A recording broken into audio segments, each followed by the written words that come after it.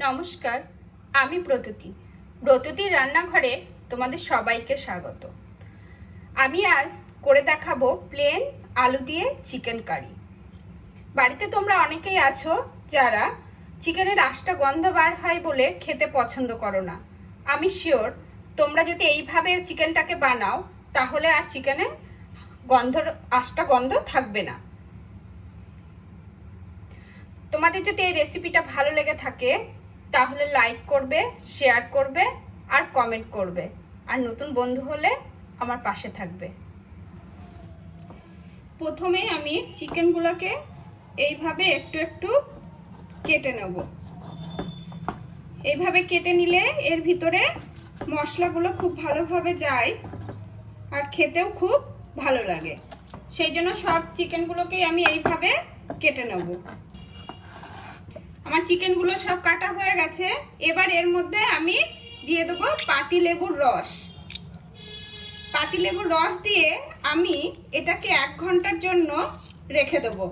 তোমরা চাইলে এটা আধা ঘন্টা রেখেও করতে পারো। এটা ম্যারিনেট করার জন্য আমি এবার রেখে দেব 1 ঘন্টা। আমার চিকেনটা ম্যারিনেট করা হয়ে গেছে। আমি একটু লবণ আর হলুদ মাখিয়ে এবার একটা কড়াইয়ে সর্ষের তেল গরম করে চিকেনগুলো ভালোভাবে ভেজে তুলে নেব। এইভাবে যদি চিকেন ভেজে নেওয়া হয় তাহলে চিকেনের আঁশটা গন্ধটা অনেকটাই কমে যায় আর চিকেনগুলো রান্না করার পর ভেঙেও যায় না। আমার চিকেনগুলো ভাজা হয়ে গেছে। এবার আমি একটা পাত্রে তুলে নেব। খুব লাল করে ভেজে তুলে নেওয়ার দরকার নেই, অল্প হালকা করে ভেজে নিলেই হবে।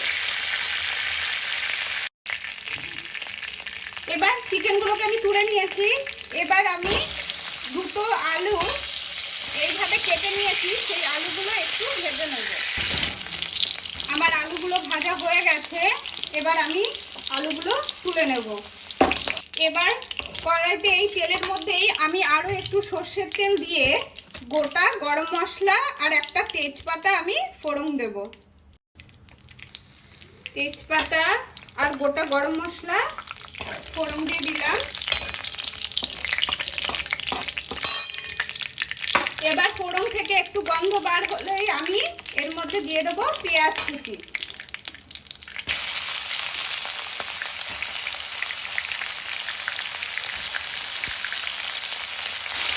পেঁয়াজটাকে একটু লাল করে ভেজে নেব। আমার পেঁয়াজটা ভাজা হয়ে গেছে।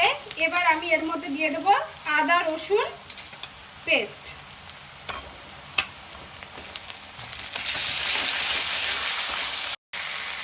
এবার দিয়ে দেব জিরে গুঁড়ো, ধনে গুঁড়ো আর লঙ্কার গুঁড়ো।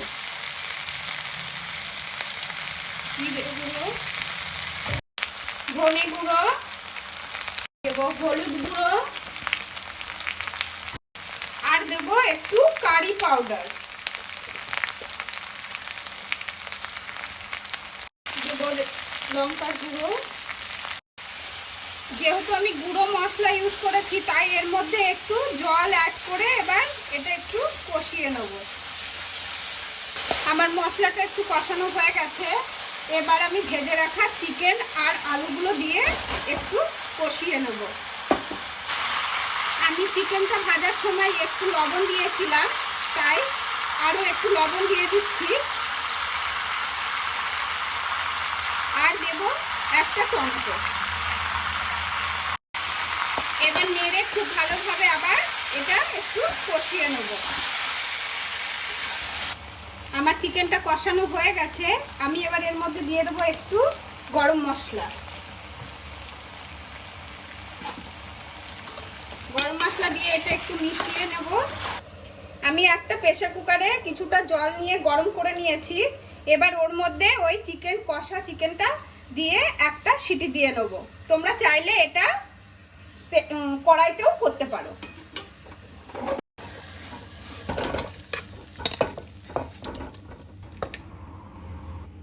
আমার চিকেন কারি রেডি হয়ে গেছে।